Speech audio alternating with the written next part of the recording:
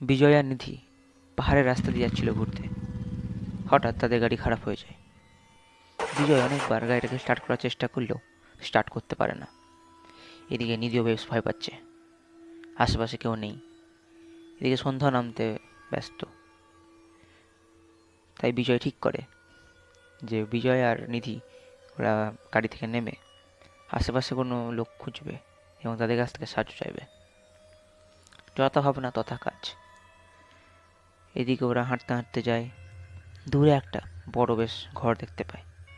সেখানে গিয়ে তার দরজা ঠকঠক করে। সেখান থেকে এক বয়স্ক ভদ্র মহিলা বেরিয়ে আসে। বয়স্ক ভদ্র মহিলাটি জিজ্ঞেস করে, তোমরা কে বাবা? এতক্ষণ এখানে কি করছো সন্ধ্যেবেলা? বিজয় বলে, আসলে ঠাম্মা, আমাদের গাড়িটা খারাপ হয়ে গেছে।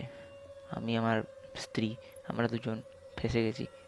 আজকে রাতে থাকার ব্যবস্থা করতে পারবেন? বড্ড উপকার হতো।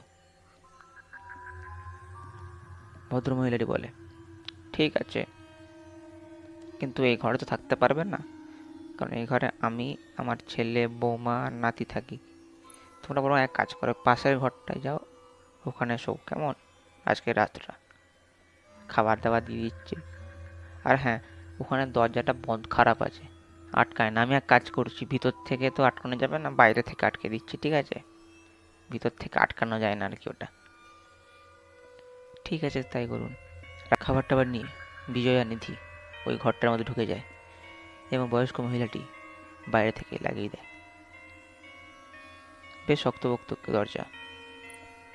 যাই হোক, পরদিন সকালে বয়স্ক মহিলাটি তার পরিবারের সাথে ঘুরতে যায়। এমন সময় নাতিটি বলে ওঠে, ঠাম্মা, কাল রাতে কারা এসেছিল বলো তো? ঠাম্মা বলে, কই না তো, কাল রাতে তো কেউ আসেনি। তুমি তো কাল রাতে কার সাথে কথা বলছিলে? আমার তো মনে পড়ছে না। পাশ থেকে ছেলে বলে ওঠে, মায়ের ভুলো মনে স্বভাবটা যে কবে যাবে কোনো ঠিকই নেই। উফ, যা বাদ দাও, চলো ঘুরতে বেরোয় এখন। এখন তো মজা করা যেতে পারে। তার মানে কি, বয়স্ক মহিলাটির ভুলের রোগ আছে?